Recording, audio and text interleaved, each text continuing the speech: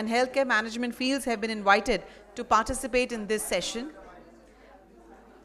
And we have two conveners with us over here, Dr. Bishnu Panigrahi, Group Head, Medical Strategy and Operations Group, Fortis Healthcare, and Mr. Gautam Khanna, CEO, PD Hinduja Hospital, NMRC. We welcome Dr. Bishnu and Mr. Gautam Khanna. Mr. Gautam Khanna is here.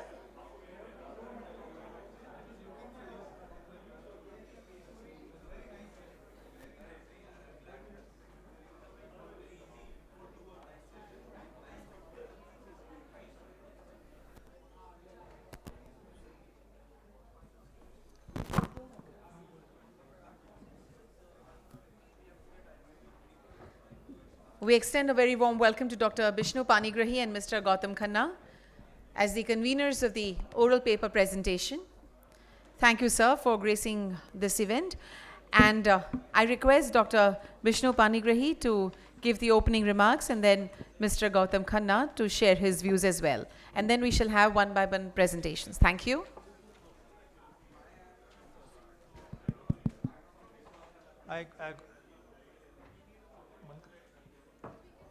Good evening, everyone. I think so this time FICCI Hill has done something innovative.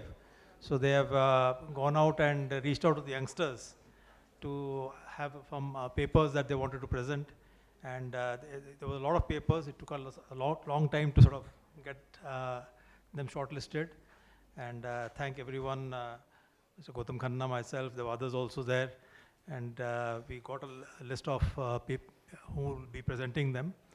And we'll assess, and then and it will be only for 5 minutes presentation. So all the presenters be clear, 5 minutes, and after that 1 question only will be allowed because we are deadly short of time. So I was just going to say that Dr. Panigrahi mentioned there were a lot of effort. Just for perspective, there were 106 or 107 presentations to us, out of which these were shortlisted. So I have to say that many of them were very, very good.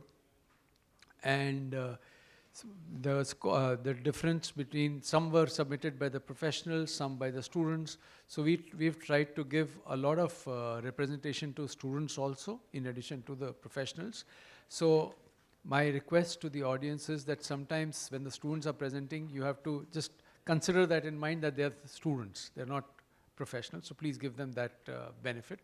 The other thing is, a lot of impactful projects were there, and it was very difficult, so please excuse us if we have missed out any project which was considered very, very impactful, but I think between the collective analysis, I think we've captured all, and I'm looking forward to hearing from all of you.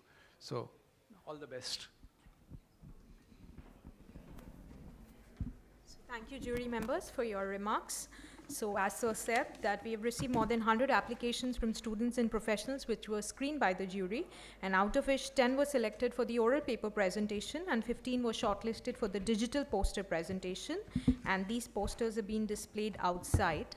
So we'll now move on to the oral paper presentation. Each speaker will be given 5 minutes to present, and a bell will ring after 4 minutes to indicate the last minute.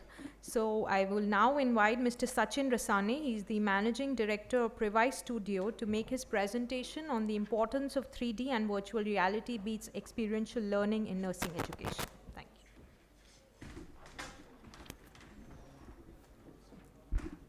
you. Hello friends. My name is Sachin Rasane and I'm a founder of Privai Studio. It's a startup from Pune. There are many innovations happening in medical field, but I feel that the nursing part is slightly neglected. And yes, there is no possibility because possibility of innovation in nursing field, because it's a 1:1 care given to the patient. And now I'll be presenting paper on how 3D VR technology can be useful for uniform and standardization of nursing education and practices in India. So let's try to see the issues we are facing at the moment. So post-COVID, WHO and all countries, we have find out that there is a shortage of 8 million nurses all over the world. And thereafter, government has given permission to start colleges, nursing colleges. So in India, we have 8,500 nursing colleges of A&M, GNM, BSc, MSc, and 3,20,000 students pass out every year. Unfortunately, the educational infrastructure of all the colleges are not same, and the same nurses are going to work in the bigger hospitals across India. So that is a really challenging thing for us.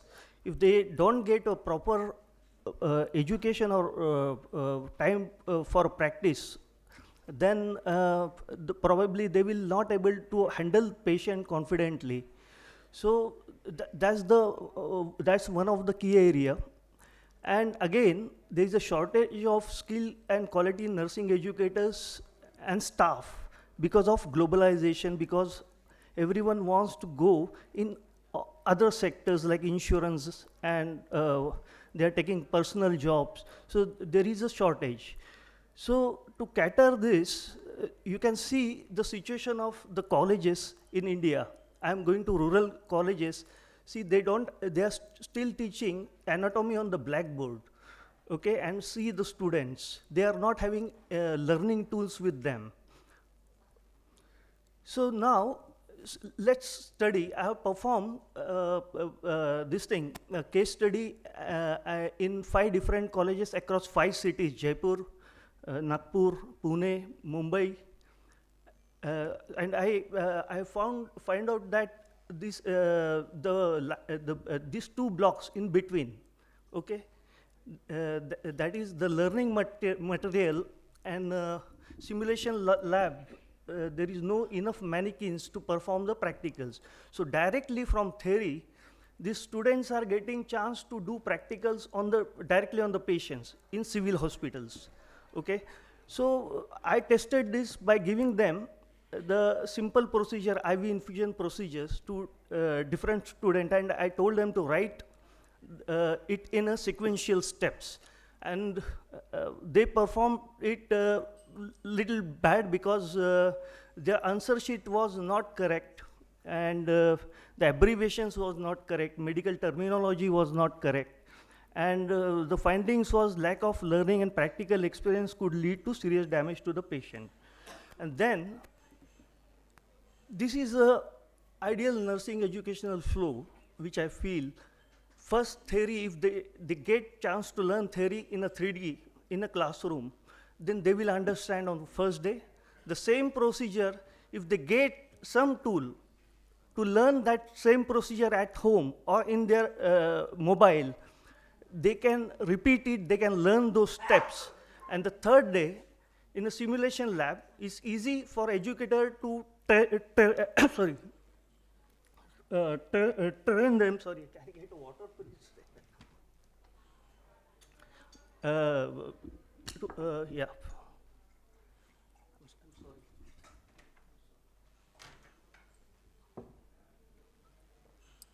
Yeah, it will be easy for educator to train them on mannequins. So all students will be on the uniform level. Yeah. So their understanding will be uniform about human body, diagnostic, diseases, devices, and medical terminology. And the patient will be safe. So these are the results and benefit of 3D VR. Safety, it will, for the patient, it will bridge the gap between industry-academia gap. Medical terminology, they will learn. It will be a beautiful engagement between the educator and student.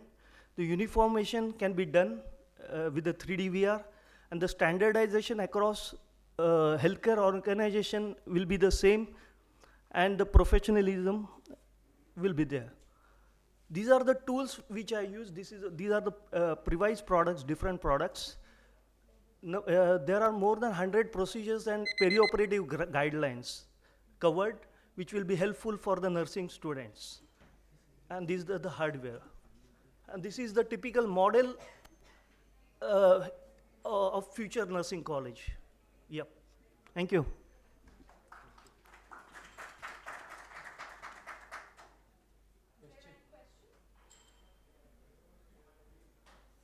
One short question.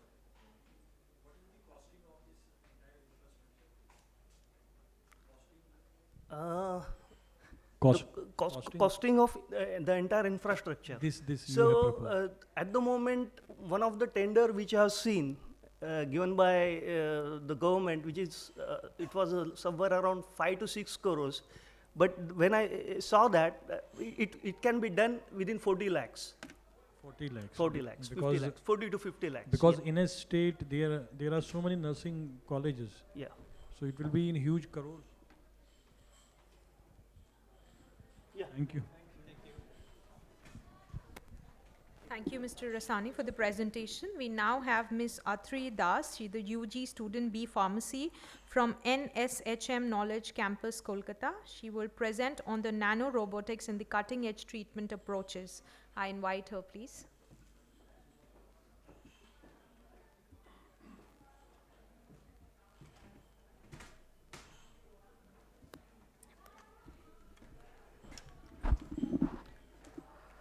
Good evening to one and all present here. I am Atri Das from NSHM Knowledge Campus, Kolkata. Currently, I'm undergoing my 7th semester in B Pharmacy. So my topic is nanorobotics in cutting-edge treatment. So this is my outline for the scientific presentation. We'll be talking about what are nanorobots, how they can be used in diagnostics, how they can be used in targeted drug delivery and wound delivery, how AI can help in nanorobots, and what are the scope and advancements and opportunities. So what do we understand by nanorobots? By the word, it is very specific that nano lies in the range of 10 to the power of minus 9. And nanometer stands for 10 to the power of minus 9 meter. Due to the size, they can cross the pores of the cell membrane very easily, where normal drugs cannot be administered. As we are very aware that there are many drugs that cannot cross the blood-brain barrier, but here we have nanorobots in the play that can easily cross this blood-brain barrier. Nanorobots can be made up of various materials, as we can see. Especially they are made up of carbon due to their inert nature and due to the smooth surface that they give us for the streamlined flow. The nanorobots in diagnostics are used for sensing blood glucose level. Now, for diabetic patients, the level of acetone in the body is quite higher than a normal patient. Why? Because of ketoacidosis.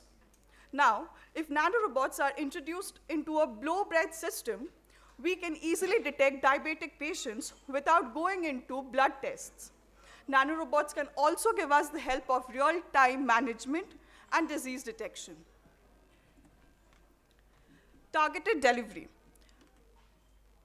For cancer, the treatment is chemotherapy. But what we know is that in cancer, chemotherapy also comes with a lot of side effects. That is loss of hair, loss of our immune system. But through nanorobots, we can apply the drugs to the specific tumor-causing cell and not cause harm to the other cells that are present around. Cancer, as we are aware, is the 5th largest disease in India and is the cause of 6 lakh deaths per year. So nanorobots can reduce the side effects and can help in the processment of delivery of drugs. Nanorobots for wound healing are in the examples of magnetic and micro nanorods, the carbon nanotubes and carbon-based nanoparticles. The carbon nanotubes are hollow cylindrical structures of carbon which help us in precise application of drugs without causing, again, any damage to the other cells. Also, the nanorobots that are based on nanoparticles, they can be used to, as we know, we have a lot of free radicals and scavenge oxygens that is present inside our body, which delay the healing process. But nanorobots, if applied there, can quicken and fasten the healing process. AI can help in the futuristic models. For example, the timely application of drugs. If AI through machine language is put up with the nanorobots, we can cause an easy way for the patients, who are from the rural areas, who forget to take their medicines with time. We can help them by setting up a timer. Research is still going on this field. So let's see. So here are the key features of nanorobotics in healthcare. As I said, it's based on targeted drug delivery, minimally invasive procedures, because we don't need any cutting or opening. Everything happens inside the body. It's real-time monitoring and tissue regeneration, that is, help of tissue regrowth. This is the summary. Nanorobots are still at a developing stage, and it's a very promising technology that can revolutionize the healthcare industry if used in the right way. So research is still being carried out, and since I'm a B.Pharm student, I'm not yet graduated. I would like to work on this topic when I apply for my master's. This is the road ahead and advancements and opportunities. I would like to thank my college, and I would like to thank FICCI for giving me this opportunity for presenting. Thank you. One question. Anyone? Then I can ask. Sure, sir. Do you know who is developing the nanobot technology in the world? Do you know? So first, it was started by Richard Feynman. It was discovered by Richard Feynman. Okay. This nanorobot was first discovered, and this came up by Richard Feynman. And now many other institutes like BARC, Bhava Atomic Research Center, is working on nanorobots. We have the US FDA, who are producing anti-cancer drugs such as Doxil, a type of doxorubicin that is used for anti-cancer treatments. And we have also others. So, yeah, thank you, sir.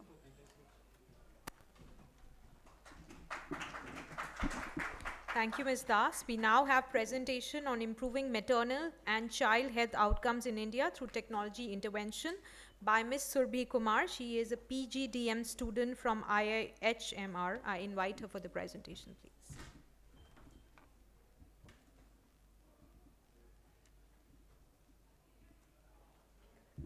Thank you, FICCI Hill, for giving me this opportunity.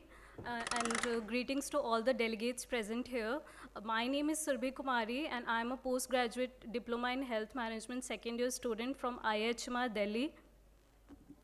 And the title of my presentation is Improving Maternal and Child Health Outcome in India Through Technology Intervention. It is a systematic literature review that I am going to present today.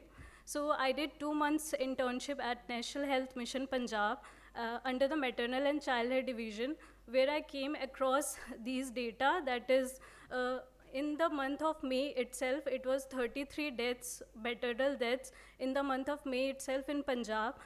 So according to the NFHS 5 report, the maternal mortality ratio of Punjab is 105, whereas India is 97. So it is quite large compared to other states. So this is the SRS report, which states the state-wise MMR report of India, Assam being on the top, that is 195, followed by Meghalaya 173, followed by Uttar Pradesh 167. So most of the deaths were like 60.6% of the deaths were in the postpartum period. That accounts for 20, and 30% deaths were at the antepartum period, and 3% in the interpartum. And most of the high-risk pregnancy associated were with anemia, that accounted for 18, and hypertension 6, followed by others 15. And most of the deliveries were cesarean section, that accounted for the maternal death. Cesarean section was 43%, followed by antepartum, that is 33%, and the death that accounted in the vaginal delivery, it was 24%. So the percentage of high-risk pregnancy associated with anemia was 55%. So the background of my research is that maternal health in India faces significant challenge, particularly in maternal mortality, accessibility to healthcare, and quality of care. The research problem is high maternal mortality rate in rural areas due to limited healthcare services. The significance of the research is it aims to address how technology can bridge gaps in maternal healthcare and improve outcome and reduce mortality. The research objective is to explore how technology interventions like mHealth, telemedicine, AI, and government programs can enhance maternal and child health. So the approach is the review of technology-based intervention in maternal healthcare, the analysis of the impact of mHealth application, telemedicine, AI-driven risk prediction, and role of EHRs. The data source that I have used here is government health reports and case studies of technology integration in maternal health programs. So these are the steps that could be followed, including in the mHealth application, that is data tracking and monitoring. This allows users to input health metrics like blood pressure, weight, and fetal heart rate, which can be monitored remotely by healthcare providers through encrypted cloud storage. Secondly, predictive analytics like machine learning algorithms analyzes users' data to assess risk, providing insights for conditions like gestational diabetes or preeclampsia. Now, push notification or reminders. So, automated reminders for antenatal checkups and medication adherence or use of background services in smartphones can be incorporated to improve the compliance. Telemedicine integration, that is built in teleconsultation platforms, provide video call or chat functionalities, ensuring timely consultation and intervention. Educational content, apps, we can create apps that offers evidence-based resources on nutrition, fetal development, and exercise. Telemedicine like secure video and audio consultation, promote patient monitoring, AI-driven risk assessment, patient education modules, automated reminders, and medication management, data integration and interoperability, and integrating AI and machine learning can be incorporated into maternal health to leverage data-driven insights and predict analytics to enhance the patient safety. Now here is a case study of Bimaru states of India, Bimaru being the mnemonic of Bihar, Madhya Pradesh, Rajasthan, and Uttar Pradesh. These are the regions with historically poor health indicators. So the key finding was that when we incorporated mHealth effectively, it went successful in enhancing the healthcare, particularly in the rural underserved areas. So the adoption barrier, there is certain barrier as well. So due to limited connectivity, digital literacy gap, and data privacy concern challenges the adoption. There is one second case study that is in the US, in the state of Iowa, where the stillbirths, where they tried to reduce the stillbirth. That is 1 in 175 births in US is stillbirth. So the summary and conclusion is that the technology-driven intervention, that is mHealth telemedicine, can transform maternal healthcare in India and improve access to healthcare. And there is a recommendation that is future research should focus on scaling technology intervention to more regions in India and explore new AI-driven tools to predict and manage maternal health risk. Thank you.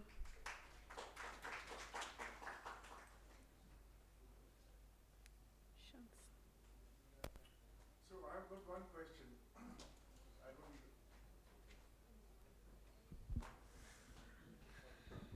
Since you found out that most of the deaths were at the highest in the anemic segment, so why not just give tablets for anemia?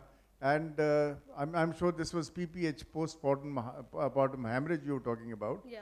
So to obviate that, so what about the treatment of anemia? This carried out throughout, the pregnancy, and they knew that these women are anemic, and yet they were nothing was done. Nothing was done. So actually, during my 2-year tenure at NHM Punjab, there were a lack of folic acid supplies in particular areas of the districts of Punjab. So they were not getting access to folic acid as well. So they were turning to be anemic. So this might What be, about iron tablets? Iron tablets? yes, so folic acid tablets are, And iron also, iron. You're not mentioning iron at all. Only folic acid was missing. so iron tablets as well. So both were deficient. So this might be the reason for anemia in that particular area. Okay, thank you.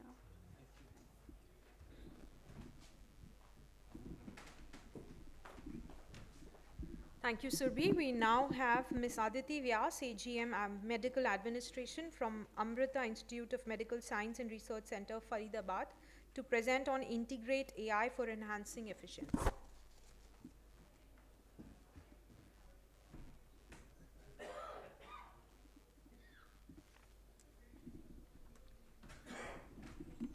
Good evening, ladies and gentlemen. My name is Aditi Vyas. I am from Amrita Hospital, Faridabad. Today we are going to discussing about how AI and machine learning can help us in improving efficiency, cost benefit, and reducing the waste from the R processes.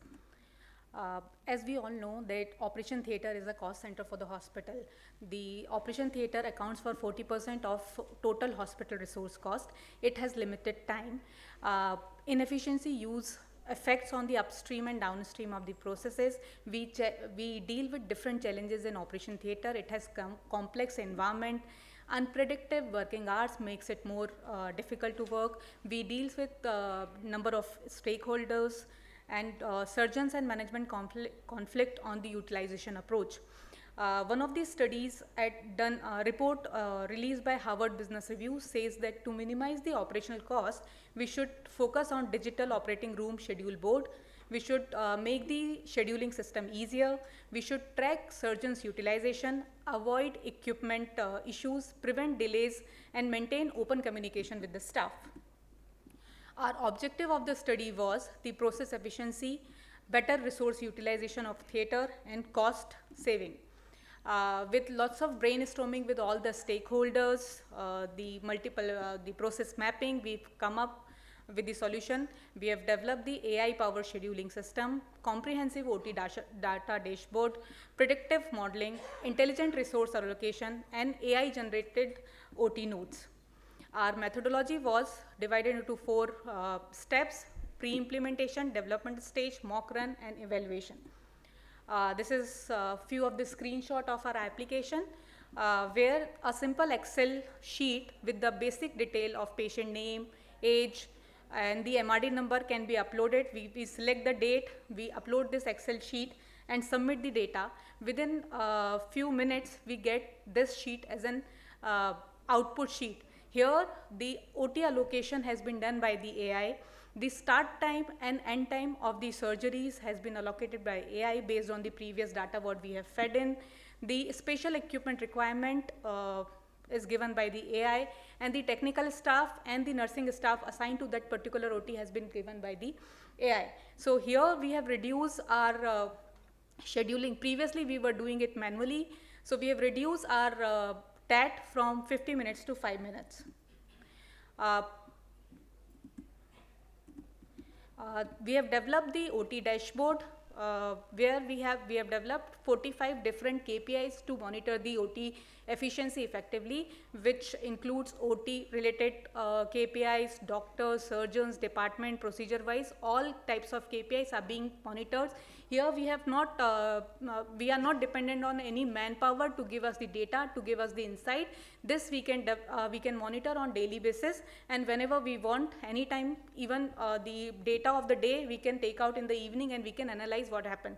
Here we have highlighted 2 graphs, the OT utilization. So instead of waiting for the end of the month or depending on someone's, we can instead take out the data and we can focus on the 2 areas wherever the utilization is less. The second graph shows the TAT between 2 surgeries. We were dealing with the delays between 2 surgeries where our the overlap time was beyond 20 minutes. So we now after analyzing this, we've come up that not the entire OT complex are delayed. There are 2 or 3 specific area where we can focus and we can come up with the solution why these OTs are delayed. So our targets are focused.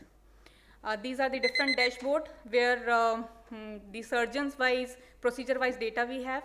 These are the faculty performance where the each surgeons has done how many surgeries and how many hours. So the same specialty doctors, how many surgeries are they doing and how much hours they are taking.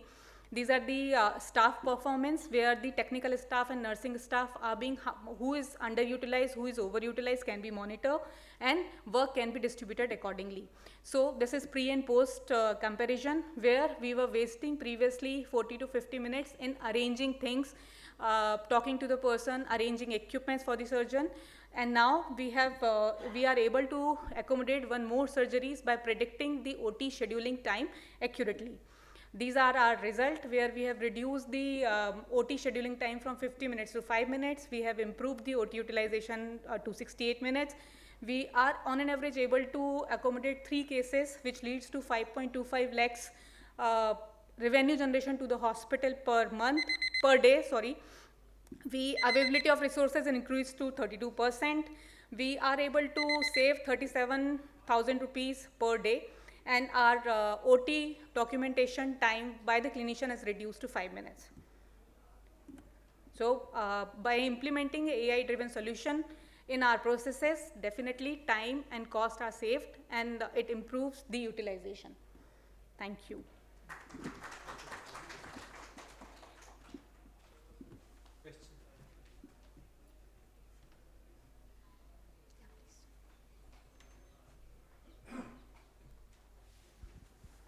I just wanted to know how did you manage the rescheduling of surgeries, because in most of the hospitals the rescheduling happens due to not getting the approvals on time or any clinical reasons where the doctor has to reschedule the surgery. So out of these parameters that you were monitoring, was the rescheduling was part of it, and how did you manage, because you said everything was managed automatically, no manual interventions. So our primary reason was rescheduling was maximum that FIC was not clear. Patient was not admitted on or admitted little delayed, like say for our surgery is supposed to be started by 8 o'clock, patient is supposed to come at 6 o'clock in the morning, but patient is coming at 7:30, so the entire process got delayed. So what we have decided and learned to AI is the patient who FIC clear, who has PAC clear, and patient who are already admitted can be scheduled at morning at 8 o'clock. Otherwise, all the patients who are admitting on the same day can be scheduled to the second case or third case, so that the rescheduling can be minimized. We could not handle it. The clinical reason, if patient had a fever or some other clinical reason, cannot be that needs to be rescheduled. So that is not handled by AI. But the all administrative reason, where that we are searching for the FIC clearance, and because FIC clearance was not done, the 8 o'clock case delayed to 8:30 or 9. So we are wasting an hour in the OT in the morning. So we have learned means HIS and the AI application talks to each other, and they ensure that whosoever has a FIC clearance, then only we can schedule at the 8 a.m. in the morning, so that we can start on time. Okay, thank you. Thank you so much. If I'll just chip in here. In fact, about nearly 15 years back, we had started the OT scheduling at Max. So the same thing was done. So unless the patient has been cleared by PAC, has financially cleared, it is not posted as the first case. It was done manually, but that's the right system to follow.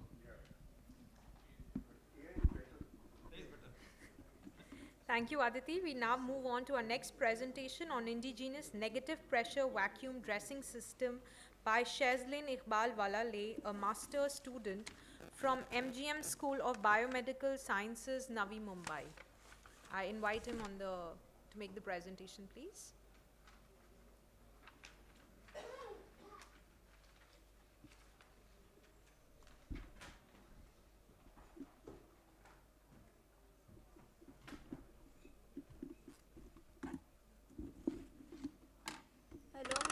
Hello and good afternoon to everyone present here. Myself Shazlin Iqbal Walale from MGM School of Biomedical Sciences, Navi Mumbai. And the topic for my presentation is development of low-cost indigenous vacuum dressing system, that is NPWT, for poor people in the rural setting. And the co-authors are Dr. Mansi Thakur, Dr. Yogesh Patil, Dr. V.K. Suri, and Dr. K.R. Salgotra, sir. This is the outline of the scientific presentation. we can, I will start with the introduction. We know that non-healing chronic wounds lead to around 5 to 6% of the healthcare expenses, which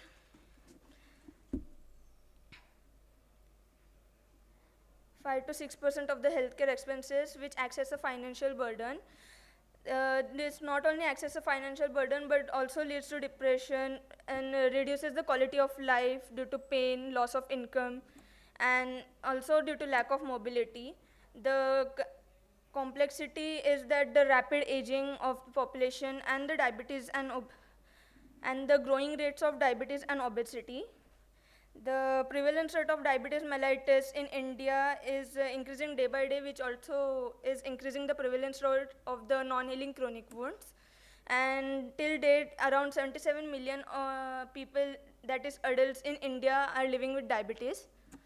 The vacuum dressing system, like the many technologies have been introduced till date in the past decade, and NPWT is one of such technology. The NPWT stands for negative pressure wound therapy, also known as vacuum assisted wound closure.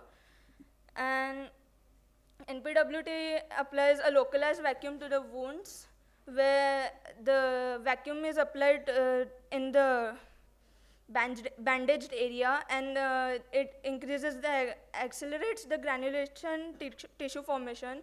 It draws the edges of the wounds together, that creates an environment for rapid wound healing and also avoids further risk of infection. There are various advantages, there are also limitations with it, that it is less popular due to the high costing, and currently it is available on rental basis, and to operate it skilled persons are required.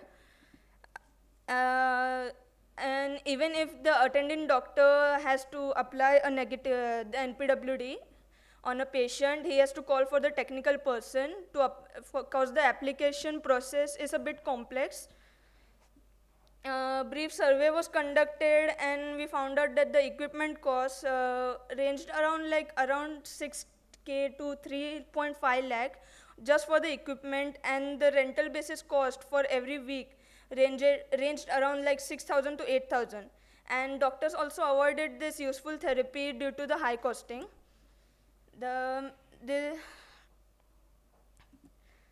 We followed the following methodology. Like in the first phase, we conducted a brief review of literature, and we studied the existing system available in the market.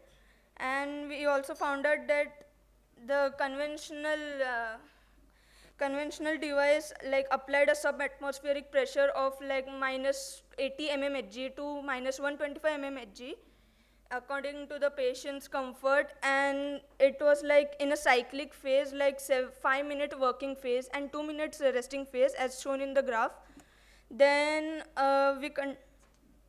in the second phase, we designed and simulated the types of prototypes, and we then fabricated into 3 types of modules, modified retrofitted vacuum line, modified vacuum pump as NPWT, and foot operated NPWT, and a clinical evaluation of the prototypes was done in MGM Hospital and Research Institute for the second module.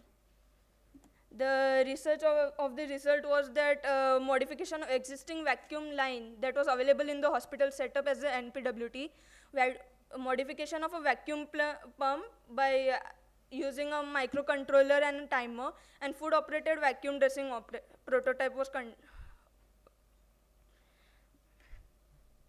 The summary is that clinical testing of the modified vacuum pump was conducted at MGM Hospital Kamote, Navi Mumbai, under the supervision of the orthopedics and surgery team. The system was tested for around 2 weeks on a study subject, and result was consistent with the conventionally used device. The cost comparison of the developed system was compared to the conventional system, and when we compared it, we found that the other devices was 5,000 to 6,000 for 5 days just for the application kits, and 60,000 to 3.5 lakh for the instrument cost, in which the 60,000 to 1 lakh was for the reusable ones. The research outlook is that we are looking to produce wearable application dressing kits like hand gloves, foot masks, and jackets for like wounds like accidental food ulcers, burns, and injuries like accidental injuries. The clinical evaluation of the other two prototypes, namely the modified retrofitted vacuum line at the hospital setup and foot operated vacuum dressing system, is yet to be done. I would like to express my thanks to FICCI Hill team for allowing me to present this.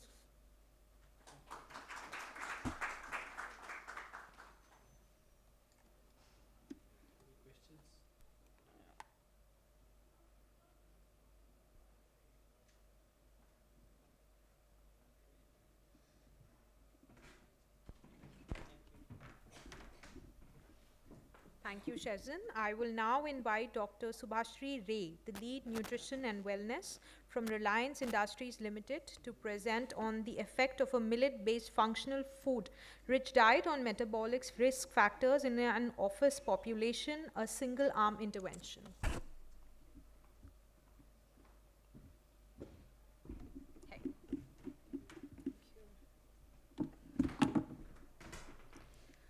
Hi, good evening, everyone. I'm Dr. Subhashri Ray, and I'm heading the Workforce Nutrition and Wellbeing Division for the Reliance Industries Limited Group. Hi, everybody. So, we are hearing about a lot of AI and, of course, the ML in healthcare. And now I'm going to talk about a very simple, traditional single-arm intervention that we have done in workplace. Now, non-communicable diseases, we are talking since morning, and we know that it has taken the structure of an epidemic. And this is not a problem of only the general population. A chunk of people are at workplace. And if I'm talking about Reliance alone, so we have 3.47 lakh population to take care of. So, with that vision, well-being is a crucial aspect for us, and of course what we are offering at workplace and how that is changing the return on investment for our employees is something that we have taken as context. Millets are the wonder grain, the climate smart crop, dedicated international millet, years of millet, because of the novelty and the nutritional value of the grain. So what we did, we have done a non-pharmaceutical intervention for a year where we have taken 121 participants. The total were 350, but we have taken 121 because there were other exclusion criteria. These people are part of our annual health checkup program. So they came to the medical center and we have diagnosed that these are the people with some metabolic syndrome or metabolic markers, and we put them in a structured millet-based dietary intervention where whole grains were given a lot of importance along with vegetables, the Eat Lancet diet that are being recommendation. So that way we have designed a diet which also now provided to all of our setup, including our manufacturing divisions and our office locations. So what we saw here, there were 24-hour dietary recall, and of course there were a lot of, stress upon the dietary intervention that we have done. This is a baseline data, but the major result that I want to talk about, that when we started with the intervention, look at the energy that we had, and then when it was modified, all are statistically significant, the carbs, protein, fat, and fiber, which were our main agenda, because at workplace people get carried away. Today is somebody's birthday, so we will have a cake. Tomorrow is something else, we'll have samosa. So this is something which is very important. So the result here is, in terms of BMI, there is this tremendous change that we saw pre and post modification. Also, when we started the intervention, there were only 35 people who were at normal category. Now, after the intervention, there were 75 people, that is 61.9% people who became normal from overweight or obese stat. HbA1c, the gold standard for diabetes and pre-diabetes, people were 6.1 on an average, because our target was 5.7 to 6.4, which is the pre-diabetes range, and post-modification it came to 5.6. So that is also something which is tremendously. There are other results, but here I have jotted down the major results due to the paucity of time. Total cholesterol, as you can see, 231, 281, all are statistically significant results. Also, if we talk about that, what all other things they got with the intervention, we also ensured that people are more focused on physical activity. So look at their walking pattern that has been changed. People we were going to gym, how many of them started gymming? So we have multiple challenges run across organization, which were also clubbed with this intervention. And even people who were not like eating out very frequently, they stopped eating outside, like, outside food. So key findings, I would reiterate that 78.68% of participants reported reduced triglyceride level, which is a huge success with this diet. And HbA1c level came down to drastically down from 6.1 to 5.6. Limitation of the study I want to state, because the sample size that we have selected, we want to do it more in a larger population, which is ongoing. Recall bias. So when we do a dietary recall, there is always something that can be fishy. People are not giving us more, information correctly, but still food frequency questionnaire is a tried method that can be used. And lack of comparison group. So we were working with one cohort. Conclusion, I would recommend that a millet-based low carbohydrate, moderate protein diet did wonder, particularly when targeting the non-communicable diseases. The recommendation would be ensuring that workplace has millet-based dietary intervention, starting with meals and snacks, if not anything else, and along with nutrition education, of course. I mean, you have to aware people, right? Because it's a personal choice. It's a behavioral modification. It doesn't happen overnight. Further research, we like to investigate dose response connection with how much millet and how much, outcome. That is what we are doing. And with that, thank you very much for listening to me. Thank you, FICCI, because this was a platform where we really wanted to come and show that industry is also working on sustainable solution and for their people. Thank you so much.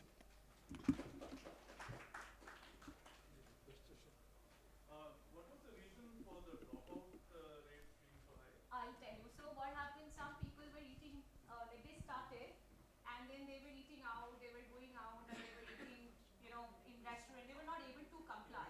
That was one. Right.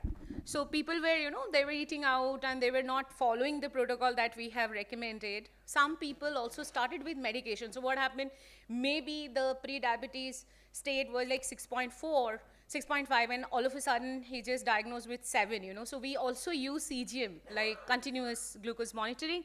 So we had to put them on medication. The moment the person went into medication, he was not part of the study, because it would have been a biased result. That is it the result with the medicine, or is it by the diet? So that was, we were very selective and very particular about the cohort, because otherwise there were a lot of questions on bias and co-founding factors. Yeah. The reason I ask is because this would have formed a naturally real-world control. Yes, yeah, that's the target. Yep. Yeah, thank you so much. Yeah, Madam, my question is that why did you take 4 years to present these findings? No, I'll tell you why. Because last year, I was in Dubai and presenting something else. And FICCI Heal, actually, I didn't know that it happens.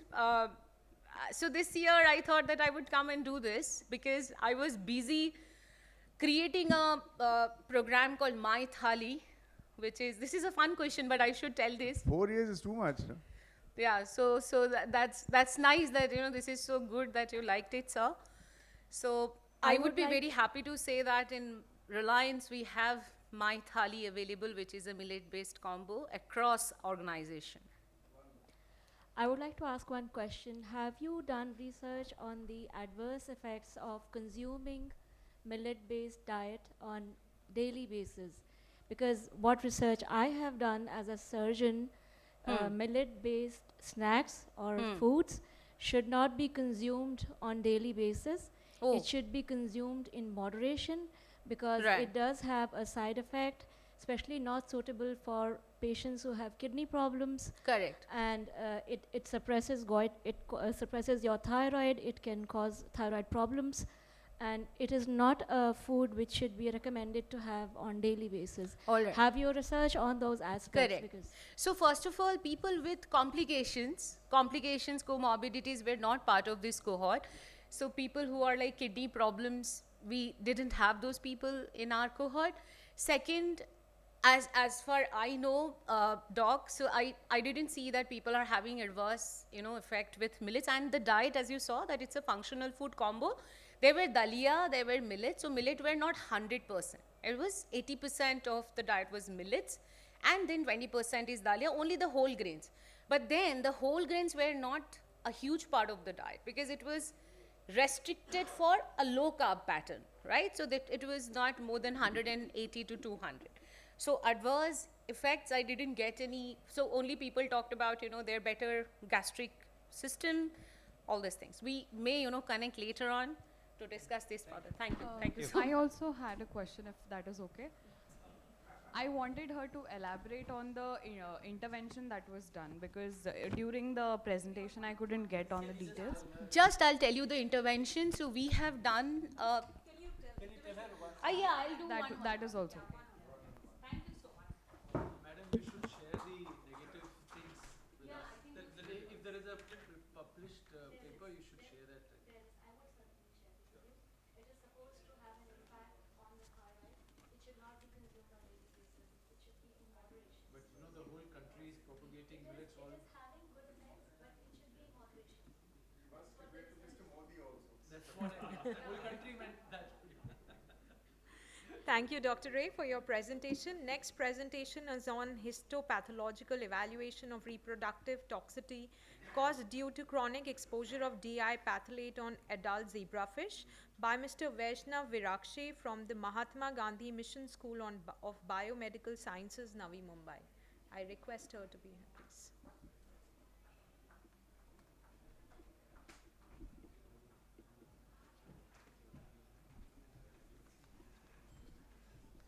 Hello everyone. Hello everyone. My name is Vaishnavi and I'll be presenting my research on chronic exposure of diethyl xylphthalate DHP on fertility of zebrafish using histopathology. So this is the outline of the scientific presentation. And the phthalates like DPH are commonly used as a plasticizers in PVC and other consumer goods. There is growing concern about their potential endocrine disruption effects, particularly the effects of reproductive health of zebrafish. Zebrafish, due to their genetic similarity, humans and transparent embryos serve as an excellent model organism for studying the effects. So this question guide the research focus exploring DHP's reproduction toxicity and potential health implications. So to address the knowledge gap in the understanding DHP's toxicological effects, the study highlights the environmental and health risk of DHP, emphasizing the need for stricter regulations on plasticizers that disrupt biological functions. So, which research areas use zebrafish, that is biological of growth and development, cancer research, research into metabolism related disease, and so on. So, our aim was to study the chronic effect of DHP exposure on fertility of zebrafish with the particular focus on the histological changes. Specifically, we wanted to assess the DHP's impact on the gonads of adult zebrafish. Second is evaluate the DHP-induced changes in embryonic development. Then correlate these findings with the histological examinations. So in methodology, we did FET, that is fish embryo toxicity, adult exposure, oral administration, and GSI, that is gonadosomatic index studies. So in FET, we expose zebrafish embryos at 1, 1.5, 2, 2.5, and 3 microgram per ml concentration,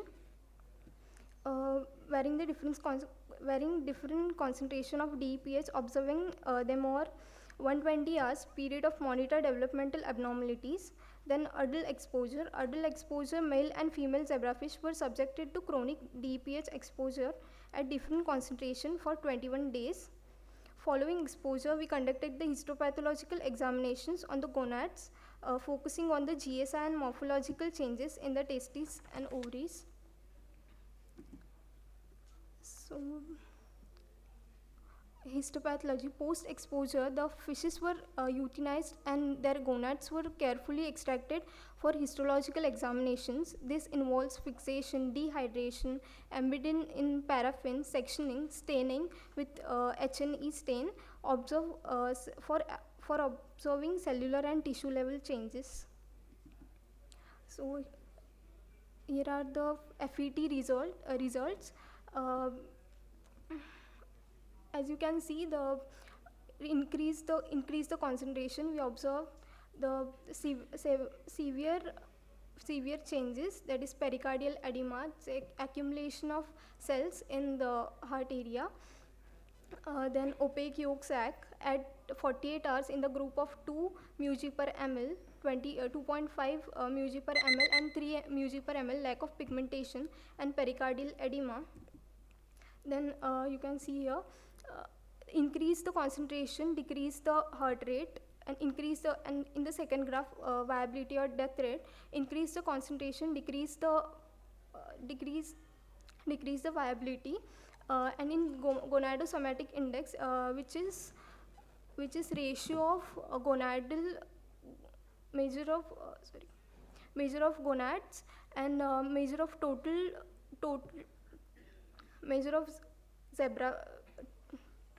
weight of zebrafish. If GSI index increases, there is a toxicological effects or hormonal disruptions. In histopathology observation, visuals are histological sections of zebrafish gonads after DEHP exposure. Vitellogenic oocytes are decreasing and primary oocytes are increasing. In males, structural changes in seminiferous tubule, and in female, that is follicular arrest. And to conclude our study, to demonstrate that chronic exposure of DEHP vary the effects of zebrafish fertility, was evident through the observed histopathological changes such as testicular degeneration in males and follicular atresia in females. This finding underscored the potential risk of phthalates exposure on aquatic organism and by extension of human reproductive health. So, the research outlook is further research to understand long-term effects of DEHP and explore alterations to mitigate its toxicological impairments. I would like to thank my college and my mentors, Dr. Himanshu Gupta and Dr. Mini Mole, for their guidance and support. Thank you.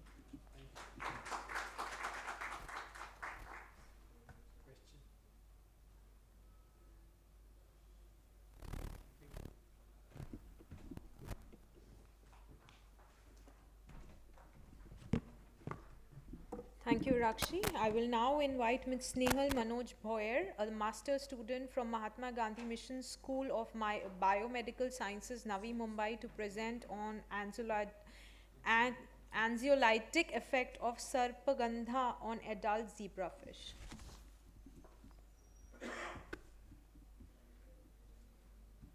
Yeah, please.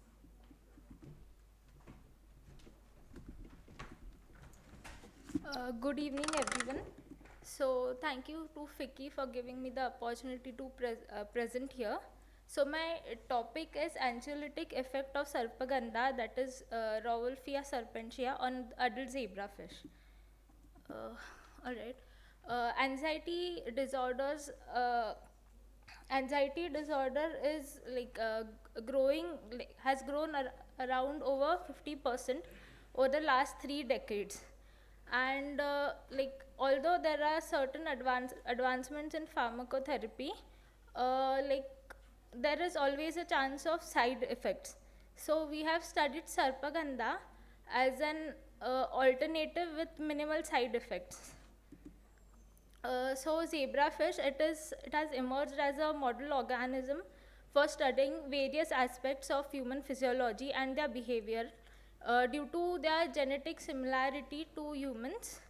And we have used it to study for neurobehavioral studies. The main objectives of our research were to validate the procured Sarpagandha, to assess the toxicity levels to decide on safe doses, and to study the anxiolytic effect of the herb on zebrafish. So the materials used were the zebrafish was sourced and maintained at controlled conditions at ZEPCOG lab in our institution, and scopolamine, which is used to which is used to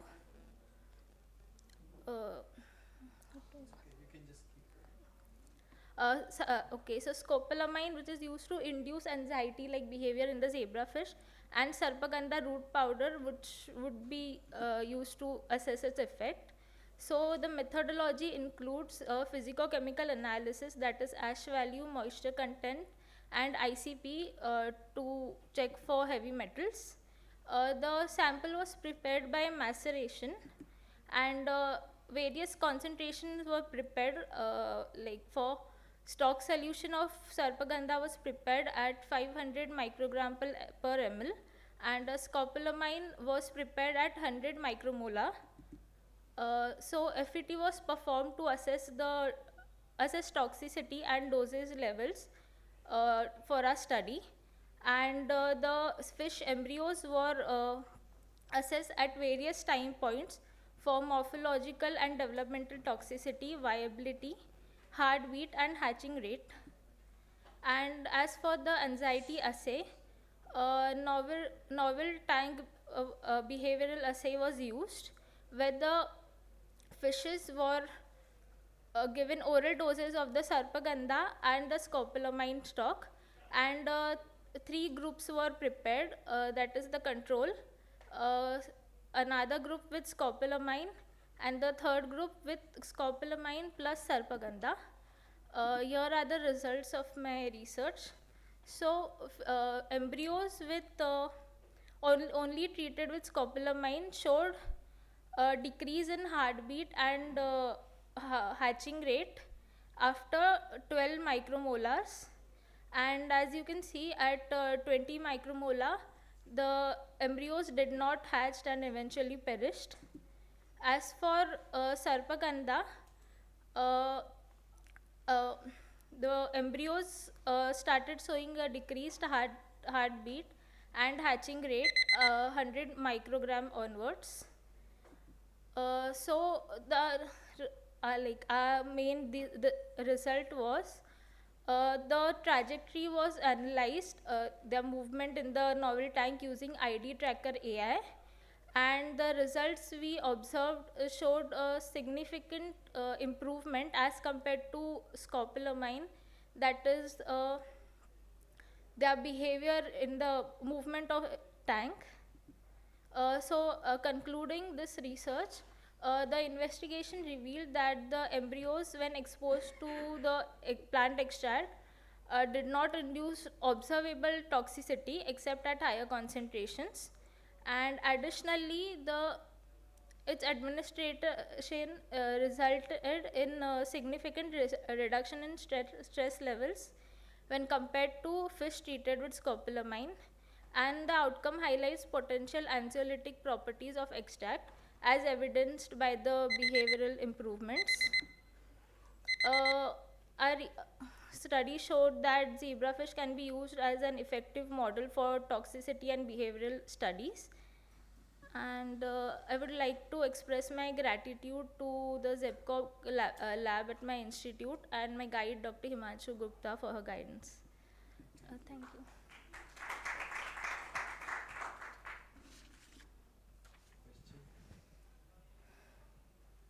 Thank you.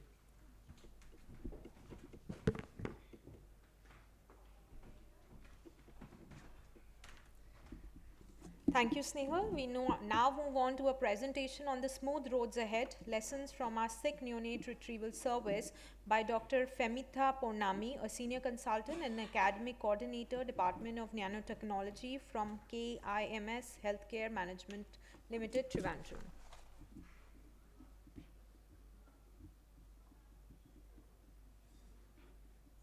You have it in PDF.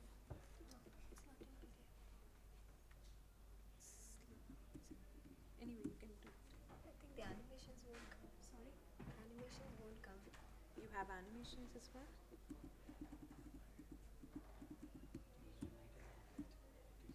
It's called on PDF. The last Yeah. one is what? No, it's the SNR. It's in PDF only. I gave it to them first. Huh?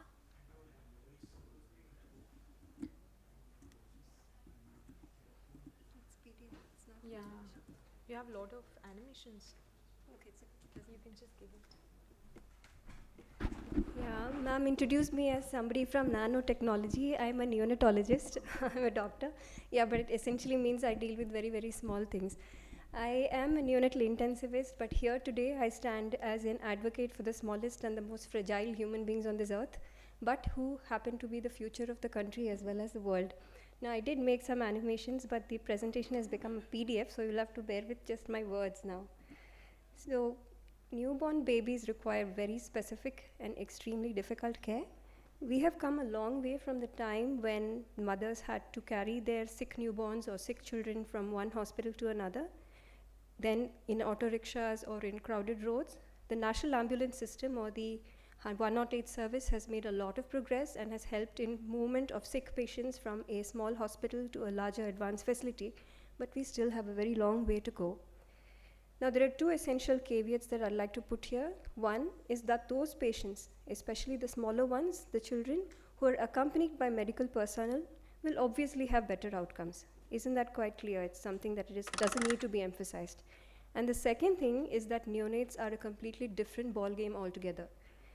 Even if a paramedic was sitting in a 108 ambulance and he was partially trained in basic life support or advanced life support of an adult who is in cardiac arrest or stroke or DKA or whatever it might be, he may be completely inadequate when it comes to what needs to be done for a sick neonate who needs a resuscitation or a stabilization procedure. So we at KIMS have been doing a smooth process of sick newborn retrieval or transfer of the really sick babies from centers who can't deal with them, where these babies happen to be born, to our hospital with a medical team that is equipped with a neonatology trained doctor, a staff nurse, for logistic supports, a patient care assistant, and a biomedical staff to take care of the technology part. We go, of course, with the sirens blaring and the beacons flashing, but we stand there, we play, we make sure that the baby is stable enough to be moved into the ambulance at the referring hospital itself and then move back to the hospital.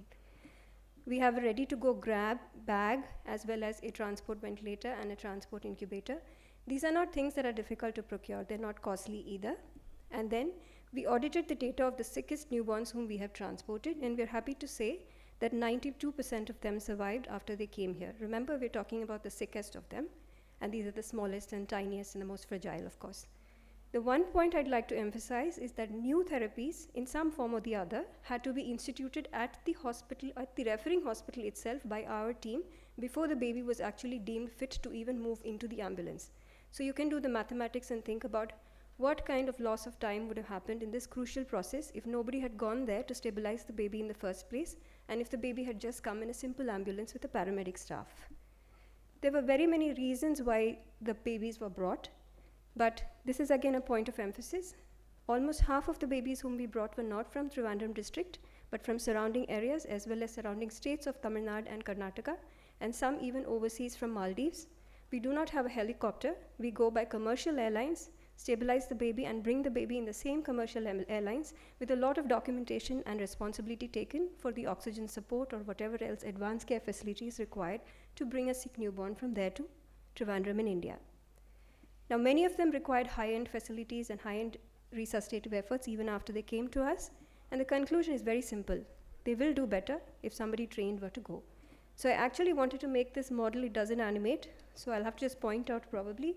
If you have a baby in some particular peripheral center who needs to be referred, and you have at least 1 or 2 hospitals somewhere in the catchment area around that, this ambulance should be able to move here if the doctor from this hospital calls this hospital, and then move the baby to whichever hospital is deemed equipped enough to take care of such a baby. Now, in a world where you have Swiggy or Zomato to tell you which paratha is available at what cost and at which taste, we should be able to find an app where a referring doctor should be able to pick up which is the closest newborn transport facility available, emphasize on the presence of a neonatology trained doctor and nurse to accompany them, and be able to real-time track how long it's going to take for that transport team to come, and what should be done during that process by telemedicine to stabilize the baby further and make him or her ready to move. Newborns are the future. We stand for them. Thank you.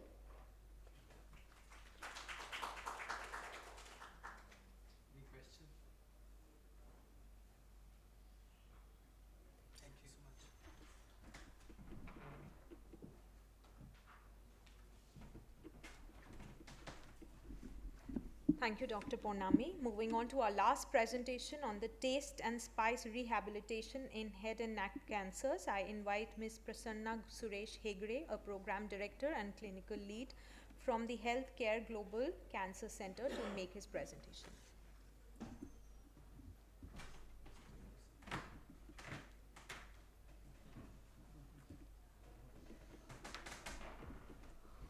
A warm good evening to everyone, and distinguished conveners and organizing team and delegates. Thank you for giving me the opportunity to present my work.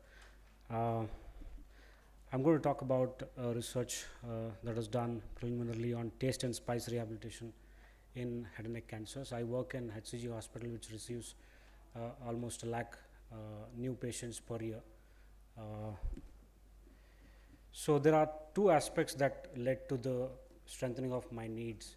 The moment you heard the word Swiggy or paratha, some of you would have had the salivation or even the nutrition paper that was there, and that is the reason, because of variation in the taste preference that is there in India.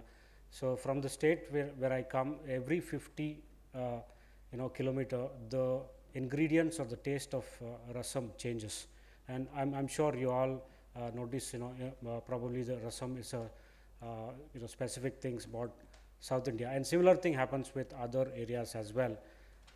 So there are inclination towards different tastes, and that's specific to genetic predisposition as well as the gender, as well as the environmental exposure that may have come with the peers or family or the location that you may be in. And this is the data that is collected at our center to begin with, whether there is any need to be even looking at taste as well. And the second point was that head and neck cancer accounts for 30% of all of the cancer, which sums up to around 2 million individuals in a year. All right. So the issue with taste and spice is almost 100% in such patients who receive the treatment. It could be either surgical, chemotherapy, or radiation therapy, or in combination. So the 100% incidence of these taste and spice problems, led to the strengthening of my need, and to understand that it was not at all targeted or not at all addressed in this, because it was considered as a last mile rehabilitation or the most least problem in the healthcare, where the streamline of regular therapies like radiation therapy or surgery or medical oncology is usually taken care. Other things are usually taking a back seat of it. So aim of the study was to explore the effectiveness of comprehensive taste and spice rehabilitation program in improving sense of taste and tolerance of spiciness, and thereby improving the patient satisfaction in what they have, and specifically in head and neck cancer survivors. So methodology study site was Cancer Care Center. We took 60 head and neck cancer patients post-treatment. At the baseline, we tested taste thresholds on sweet, sour, salt, bitter, and sour extracts, which was sourced from a single source, and there was tolerance to spices was checked with chili-based as well as non-chili-based taste ends, and non-chili based are usually the ginger, garlic, or any of the masalas that is not chili. So there are functional oral intake scale also was done to identify if there is any improvement in the oral intake status, which is usually used in the healthcare system, and eating assessment tool, which is a patient reported outcome measure about how they feel about what they have. And there is also spice intolerance index, which tells about what is the level of tolerance they have for a specific spice. And 2 treatment protocols were followed. One is spice desensitization by giving more and more spices so that the individuals adjust to the burning sensation or the pungency of it, using different chili based versus non-chili based samples, and taste resensitization using threshold levels of modification of different levels at the threshold level, and using the the already existing data on what are the taste stains that are available in the market. And this is the threshold estimation steps, which was used as a staircase method to estimate the thresholds. And intensity was, stimulation time was 5 minutes, repetition 5 to 10 per day, and time per day is 3. Total period of stimulation was for 9 weeks, and start level for taste was 1 level above the threshold, and for the highest discomfort level was done for spice tolerance levels. These are the results where taste outcomes were much lower when compared to the before. That means that the patients were not able to identify the levels before the treatment. After that, there was a good improvement within 9 weeks. Similar thing, tolerance also improved after the treatment for ginger, pepper, red chili as well as green chili in that concentration. And the outcome also, E10, which was patient reported outcome, which was much higher, which said that there was poor outcomes, and that after treatment there were much improved satisfaction on what the patient had. Summary and conclusion, that there was a positive impact on this treatment, and since this is not targeted anywhere in the cancer center, and this is the taste and spice intervention or the clinic that is established in our center, is the world's first clinic that is established, and nowhere it is considered, and we must address this last mile rehabilitation so that it improves the patient care and it improves patient satisfaction. So it must be validated further, and there should be access to testing as well, which is easy to be done in every settings, and this will help for individuals with head and neck cancer to lead a better life. Thank you very much.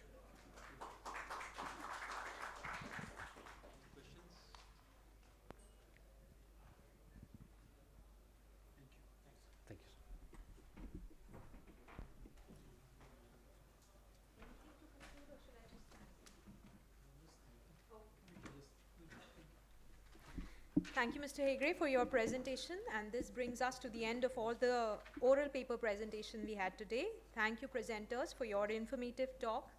Thank you, audience, for your engagement, and thank you, conveners, for your support in making this session a success.